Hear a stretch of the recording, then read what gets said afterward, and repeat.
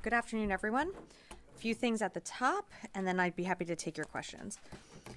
Secretary Austin returns home today from his historic 13th trip to the Indo-Pacific. Following the Reagan National Defense Forum last weekend, he traveled to Japan for his 4th official visit to build on historic progress made among our Japanese allies and U.S. military stationed in Japan. From meeting sailors aboard the USS George Washington to meeting with Prime Minister Ishiba, this final trip was an important opportunity for the Secretary to engage on a wide range of defense activities across the alliance, to include ongoing efforts to upgrade U.S. Forces Japan to a joint force headquarters, marking one of the strongest improvements in our military ties with Japan in 70 years. We have long said that the U.S.-Japan alliance is the cornerstone for peace and security in the Indo-Pacific. And on his final trip to the region, Secretary Austin saw firsthand that the military alliance between the United States and Japan is stronger than ever. Shifting to the Middle East, the department continues to monitor the evolving situation in Syria and will work with our interagency partners and with regional stakeholders, including Jordan, Lebanon, Iraq, Turkey, and Israel. It's in our national security interest that Syria emerges from this dynamic period as a stable, secure, and sovereign state, and that the Syrian people have a say in determining what their future looks like.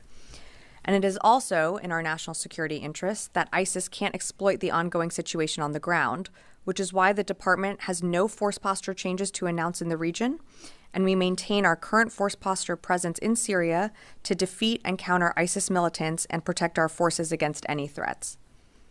Earlier today, Secretary Austin spoke with Israeli Minister of Defense Katz. The Secretary reiterated that the United States is closely consulting with our international partners to support the implementation of the ceasefire with Lebanon. He also told Minister Katz that the United States is continuing to monitor events in Syria, supports a peaceful and inclusive political transition, and will continue the mission to prevent ISIS from reestablishing a safe haven on Syrian territory. Secretary Austin emphasized the importance of close consultation between the United States and Israel as events develop in Syria. And we should have a readout coming soon. Lastly, earlier this week, the Missile Defense Agency, in cooperation with INDOPACOM and other DoD partners, successfully conducted a live intercept of a ballistic missile target, marking the first ballistic missile defense test executed from Guam. During the test, the Aegis Guam system intercepted an air-launched medium-range ballistic missile target off the coast of Guam. The event marked a pivotal step taken in the defense of Guam and provides critical support to the overall concept for the future Guam defense system. A release with additional details on the event is available on the Missile Defense Agency website. And with that, I'd be happy to take your questions. Tara. Hi, thanks, Sabrina. I want to ask first about Ukraine. There were some senior U.S. officials earlier today who warned that Russia is close to firing another Oreshnik intermediate-range ballistic missile. Can you confirm this, and also why do you think the U.S. is kind of putting this out there now ahead of a potential launch? So Putin has said publicly that Russia intends to launch another experimental Oreshnik missile, as you mentioned. It's possible that Russia could do it in the coming days. I don't have an exact date for you. I think it's important to note that should Russia choose to launch this type of missile, it's not going to be a game changer on the battlefield. It's just yet another attempt to inflict harm and casualties in Ukraine. We've seen this before. They're trying to use every weapon that they have in their arsenal to intimidate Ukraine. But of course, Ukraine, with the United States, other partners around the world, continues to have our support as they, fight every single day on the battlefield. Has Ukraine asked for any additional defenses given Russia's saber-rattling on this missile? Ukraine's priority defenses one of them remains air defenses, and that's something that we continue to flow to Ukraine, whether it be through USAI packages, like you saw the Secretary announce at the Reagan Defense Forum, nearly $1 billion in security assistance, and then, of course, through presidential drawdown packages. So air defense is one of those priority requests, and we're continuing to honor that in our commitments. And then on Syria, just one quick one. Are U.S. forces still doing partnered operations with SDF? And how has all of the different changing dynamics in the north affected those operations? So there's been no change to our partnership with the SDF when it comes to ensuring the defeat of ISIS. I don't have recent partnered raids to speak to, but you did see over the weekend Central Command take strikes against ISIS camps and leaders in the Badia Desert. But there's been no change to our work or partnership with SDF forces. We continue to work with them. General Kurilla, our Central Command commander, was actually in the region engaging with his counterparts. So that work remains ongoing. Jen. Sabrina, can you tell me what the Pentagon is doing to address this issue of drone sightings over New Jersey? It's near sensitive installations. The FBI is involved. What is the Pentagon doing? Sure. So at this time, aware of those drone sightings that have been reported, at this time we have no evidence that these activities are coming from a foreign entity or the work of an adversary. We're going to continue to monitor what is happening, but at no point were our installations threatened when this activity was occurring. Can you rule out that these are American drones or U.S. military drones? These are not U.S. military drones. Again, this is being investigated by local law enforcement. What our initial assessment here is that these are not drones or activities coming from a foreign entity or adversary. Representative Jeff Van Drew, who is a Republican from New Jersey, was just on the air saying that Iran launched a mothership probably about a month ago that contains these drones, and that mothership is off the coast of the east coast of the United States. Is there any truth to that? There is not any truth to that. There is no Iranian ship off the coast of the United States, and there's no so-called mothership launching drones towards the United States. Phil. Just a few questions really quick on Syria. Did General Kurilla speak to Secretary Austin before or after his trip to Syria? Can you give us any details about what he accomplished, if anything, on that trip? And then also on Syria, Reuters is reporting that the Syrian rebel leader al-Golani has said he's going to work with international organizations to secure chemical weapons sites in Syria. I'm wondering whether the U.S. has reached out to him and whether there's going to be any contribution of U.S. intelligence to ensure that they have those sites secured. So as you mentioned, General Kurilla is in the region. I believe Central Command did put out a readout of what he's doing. He was in Syria and Iraq and is continuing travel throughout the region, I think, through the week. I will say that, like any combatant commander, they're regularly in touch with the Secretary and with OSD, so we remain in close contact as he continues his travels in the region. In terms of your question on chemical weapons, it's something that we are certainly focused and concerned about, and the potential use of chemical agents falling into the wrong hands in Syria. That work is really being done through other partners, we here at the department are trying to make sure that those do not fall into the hands of bad actors, but the work on the ground is being done through other partners, not through the United States. Just to follow up then, so has the Secretary spoken with General Kurilla since the fall of Damascus? And does this rebel leader's assurances on chemical weapons give you any comfort, or are you having this group say they're going to secure them, not? Is it a problem for the United States given its position on this group? Yeah, of course, the Secretary has been in regular touch with General Kurilla post-fall of the Assad regime.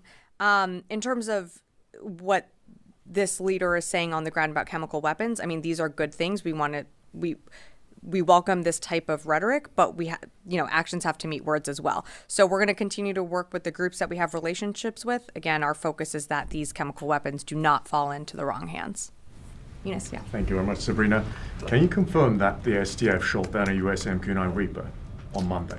I do know that an MQ-9 did go down in the region, but I believe it's being investigated, so I can't confirm the cause of why it went down. Who could it be? Again, we're looking into that. When we have more information, we'd be happy to provide that. Separately, or more like on the same subject, Sure. But do you know, to your knowledge, that did the United States provide SDF with anti-aircraft capabilities? I'm not going to speak specifically to all the capabilities that we provide the SDF. It's we work with them when it comes to the defeat ISIS mission. That's something that's ongoing, and as I mentioned to Tara, it's our mission of why we are in Syria. But I'm just not going to get into more specifics on that. Just one last Sure. question, if possible. So you've been through different channels, not just the Pentagon, but also different institutions. You've been asking Ankara to halt opening any new fronts and halting any new offensive against the SDF. Do you feel that those calls have been successful so far? And Secretary Blinken is also headed to Ankara. I know that's not your institution, but how hopeful are you that those talks are going to be fruitful or be successful in stopping any kind of new offensives against the SDF? Look, we have a great relationship with our Turkish counterpart, or counterparts, I should say, throughout the administration. As you mentioned, we have the Secretary of State going to the region, I think this week, or if not today. Secretary Austin engaged his Turkish counterpart earlier this week. So the conversations are ongoing, understanding that the dynamics on the ground in Syria are dynamic. And, Turkey certainly faces threats from within Syria, and they have the right to also protect themselves. But that's why we're continuing to have these conversations, not just with Turkey, but with other stakeholders in the region when it comes to Syria. Natasha. Thanks, Sabrina. So going off of that, I mean, the fighting between the Kurds and the Turkish-backed groups obviously has raised some concerns about the security of the ISIS facilities and camps, the facilities holding ISIS members and their families in northern Syria. So how confident are you all that those facilities are secure? Have any of them been overrun at this point? Well, the facilities that you're referring to are, they're pretty far apart from where these rebel groups are asserting their power, like in Damascus and the northwestern side. We're in the northeastern part of Syria where those camps are. So those, the prisons remain secure and under SDF control. I'm not tracking anything that's been overrun. All of the prisons remain under SDF control. Yeah. As far as I'm aware, are you about to tell me that I'm incorrect here? No, when it comes to the Defeat ISIS mission, that is enduring. That's something that we're continuing to work with SDF. Those prisons remain in control. Constantine. Thanks, Sabrina. So going back to the drone that was shot down. So on Monday, you said that you guys aren't working on a formal deconfliction channel with HTS, the folks running the show in Damascus. Does this incident put more urgency behind having some sort of formal communication channel? Well, we're working through groups and partners that do have relationships with HTS. So we have ways of communicating messages. Again, of course, we want to work towards any deconfliction, especially our number one priority, and I think the Secretary spoke to this earlier today, is U.S. forces in the region, and then to ensure that enduring defeat of ISIS, which is the mission set of why U.S. forces are in Syria. But again, we have ways of communicating with HTS through different back channels, just not going to go beyond that. Pivoting slightly then, would it be fair to say that this incident underscores sort of the chaotic nature of the situation in Syria and that U.S. assets and troops are in greater danger now than they were before the fall of Damascus? No, I wouldn't say that. I think it's an ever-changing, ongoing, dynamic situation that's happening in Syria. You just had a regime change and completely toppled. Of course, that presents, as we've said, great opportunity and also great risk. But when it comes to U.S. force posture in the region, there's been no change to our force posture. Our forces, General Kurilla was just in the region. We're going to do everything that we need to protect our forces there and to ensure that a terrorist group like ISIS doesn't take advantage of this moment and seek to move back into that, to the Damascus area and remain in a place where they are significantly degraded and diminished. And that remains our focus. So just to be clear, Sure. The downing of the drone is not an indication that U.S. forces are under greater danger than they. I would not look into it like that. Janie. Thank you, Sabrina. Excuse me. A couple of occasions on South Korea, United States, and North Korea.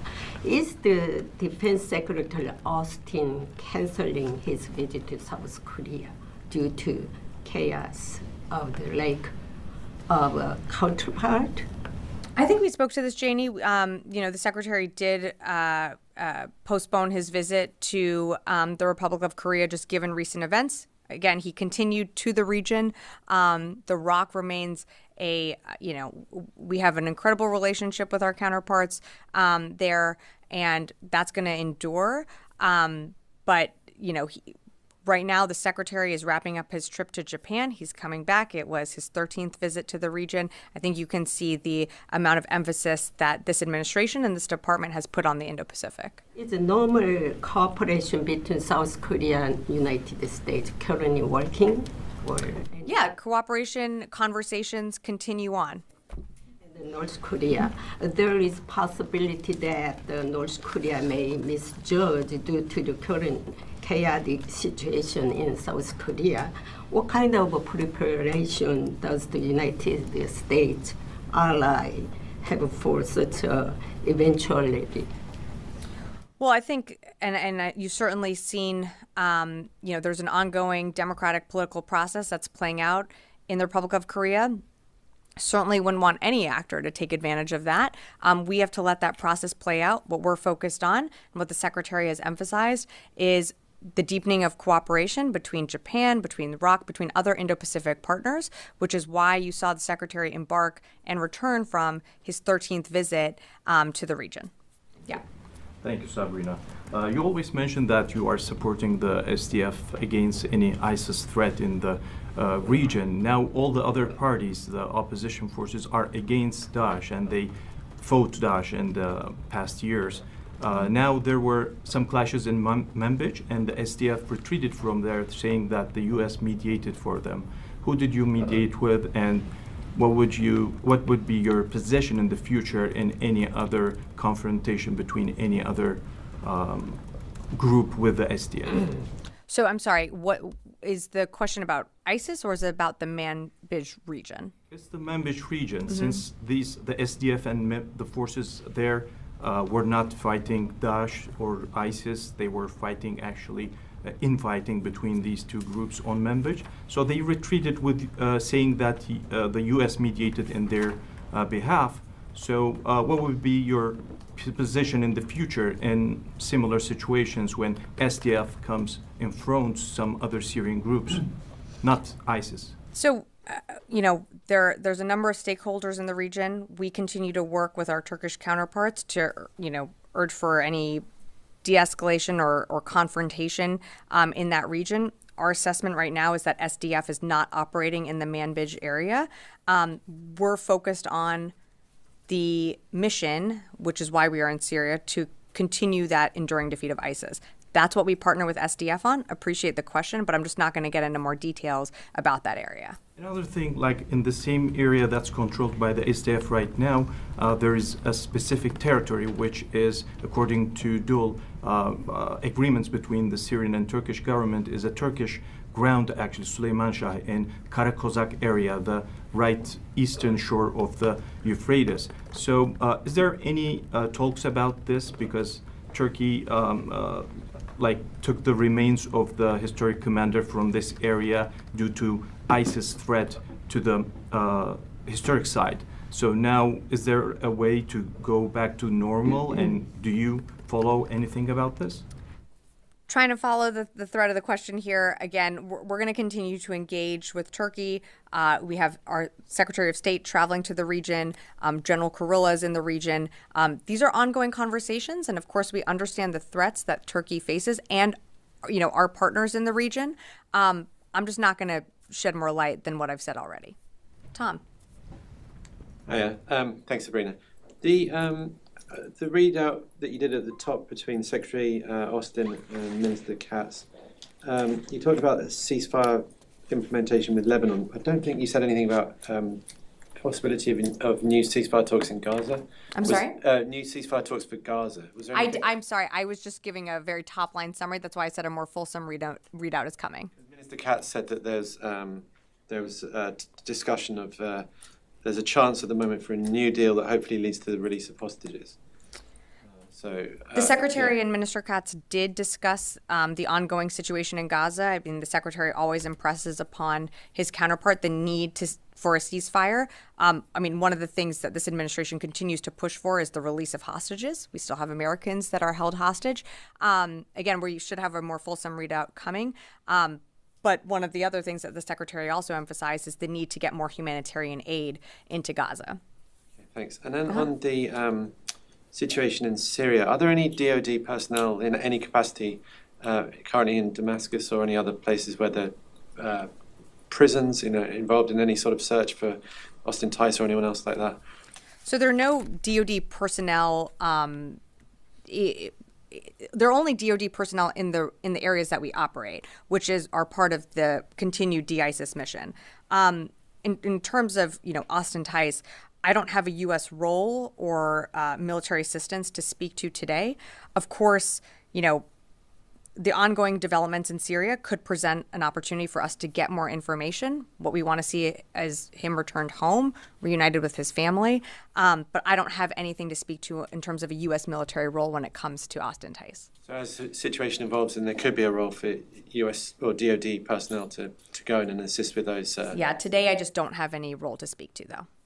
Yes. Thank you, Sabrina. On recent Secretary's trip to Japan, could you please elaborate on the development related to discussions on upgrading the alliance command and control?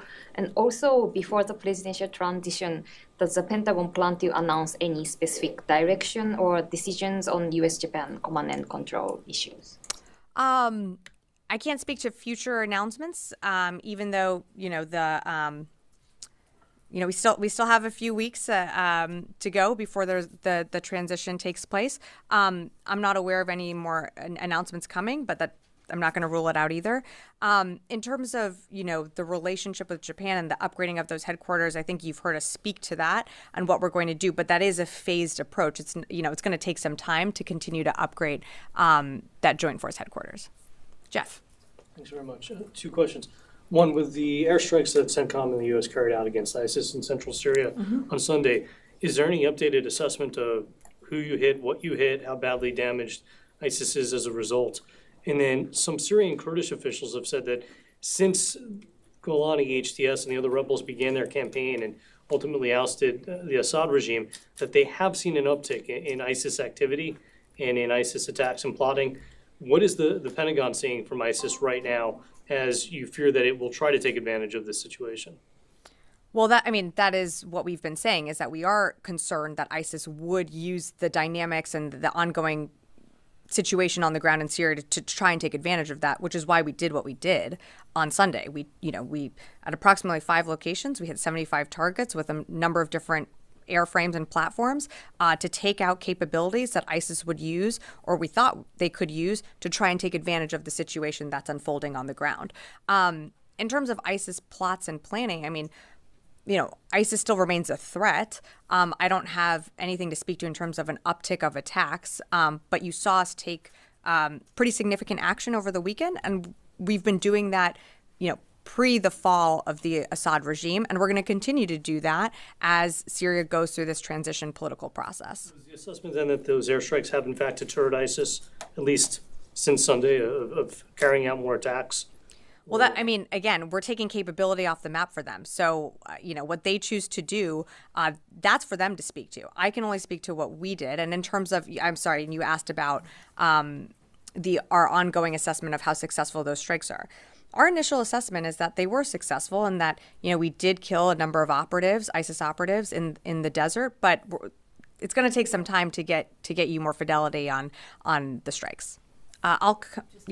Sure. Follow up on that. Mm-hmm. What is the U.S. military doing to protect the SDF from Turkey and Turkish airstrikes? So, continuing to have conversations with our counterparts. And while I won't speak to any hypotheticals, we're going to continue to engage the SDF. We have ways to deconflict, of course. And the Secretary spoke recently to his Turkish counterpart, and I'm sure he'll continue to do so. Thing on Congressman Jeff Van Drew. He says that the drones in New Jersey should be shot down. Is there any reason not to bring down these drones to figure out what they are? Well, that's a decision for local law enforcement. If a drone or any activity is a threat to military installations, they always have the right for self-defense, and they can engage to respond to any potential risks. But with some of the drone activity or activities that you're referring to, there was not a threat to any military installation, so they didn't feel the need to engage. Yes, at the back.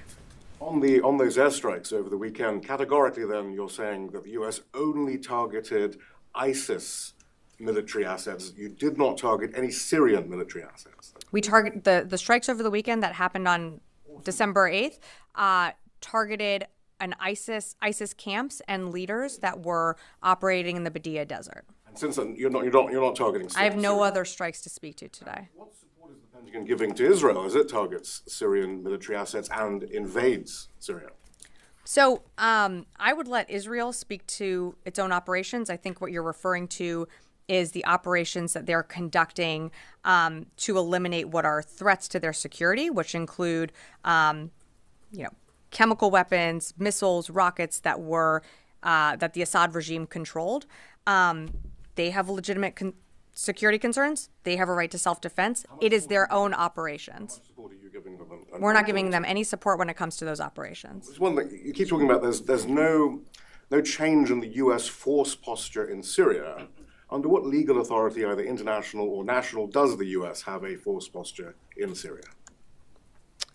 I'm sorry, what is the question? Under what legal authority, either national or international, does the U.S. have a troop presence, a force posture? We've had a troop presence and arrangement there for a number of years. Again, we continue to operate with the SDF to ensure the enduring defeat of ISIS.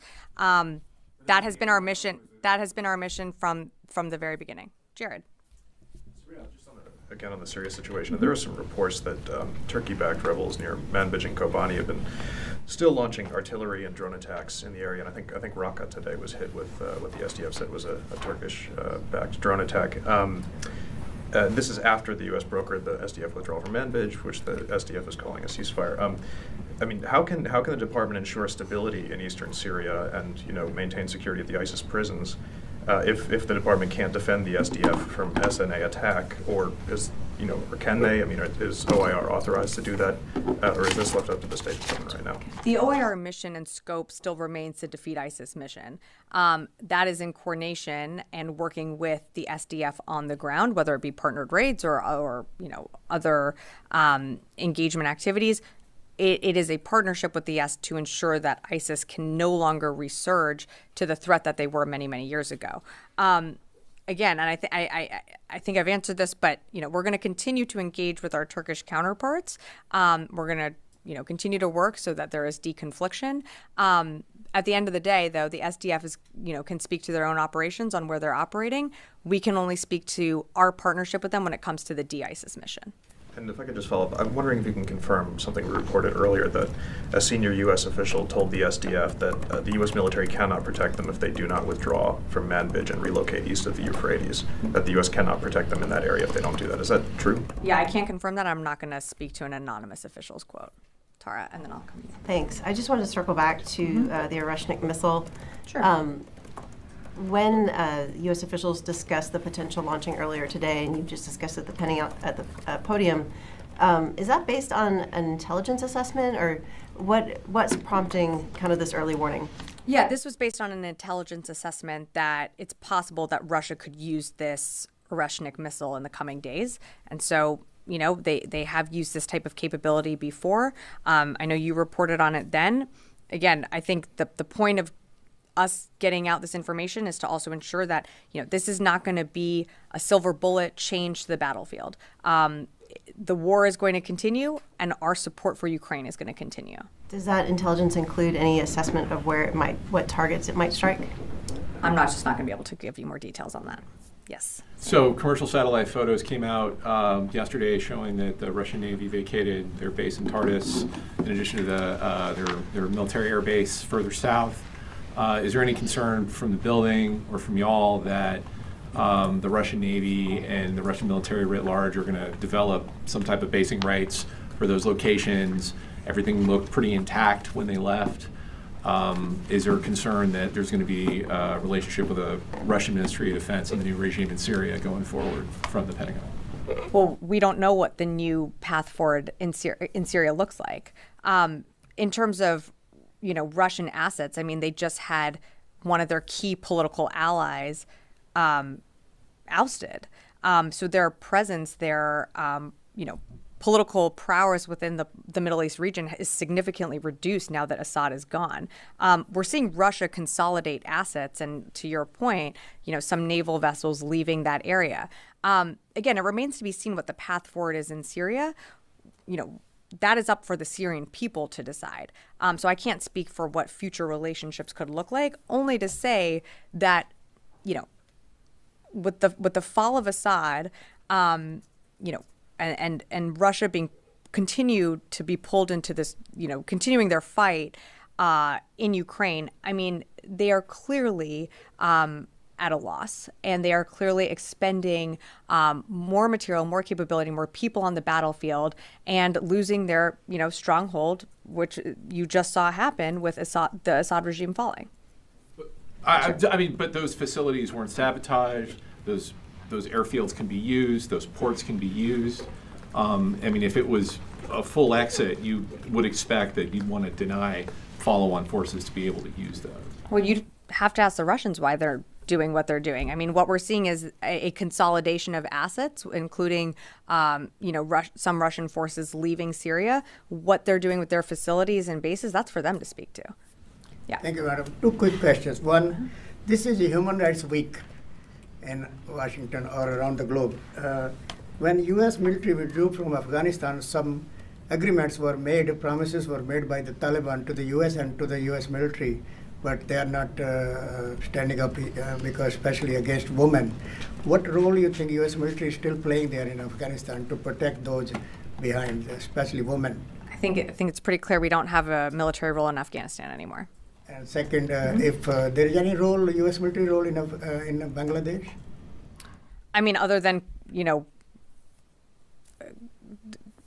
basic mill-to-mill ties. I mean, is there something more specific that you're asking about? No, because there are atrocities going on against minorities in Bangladesh, and its situation is very bad over there right now this time. Yeah, that would be, I mean, that's more of diplomatic conversations and engagements than mill-to-mill channels. I do have one question on the phone, and then I'm happy to come back in the room right here. Howard Altman, Warzone. Thanks, appreciate it. Just want to go back to the comments by Congressman Van Drew. Has the Pentagon spoken to him, or has any plans to speak to him? And is there any sense from the Pentagon that there's a frenzy, a hysteria here that's overblown in terms of some of these sightings? And has the Pentagon assessed any of them to be confirmed to be drones as opposed to aircraft or something else? Thanks, Howard, for the question. I mean, local law enforcement, FBI is conducting an investigation and looking into this. I mean, there's a, you know, initial assessments are that these are drones and potentially, you know, could be small airplanes. It could be a number of things that people are seeing and reporting. But again, that's, you know, for the investigation to uncover, and so I just can't speak to that more. In terms of, you know, a frenzy, I think it's completely right that people report these sightings and that there is an investigation into, you know, what they are seeing. But I think what's also important to remember is that at no time were our military installations or our people ever under any threat. And if they were, of course, the base commanders have the ability to engage these drones if they do pose a threat. Can I just go one here? And If you don't know what they are, how can you say they're not a foreign adversary? Our initial assessment is that this is not the work of a foreign adversary or a foreign entity. That is our initial assessment. Yes, one more. I want to ask on the Osprey, which was reportedly grounded in the wake of a security concern. Could you share some latest development on the aircraft? And I'm also wondering how you are communicating with allies such as Japan, which has not resumed its operation. So I think you've seen, I mean, each service makes their own decisions on when it comes to the Osprey.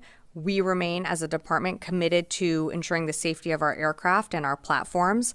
And we continue to underscore that value at every single level. You know, I think the Navy, the Air Force, and Marine Corps all make different decisions about the Osprey, and some, you know, have implemented an operational pause. For more information on that, I'd refer you to each service. Okay. All right. Thanks, everyone.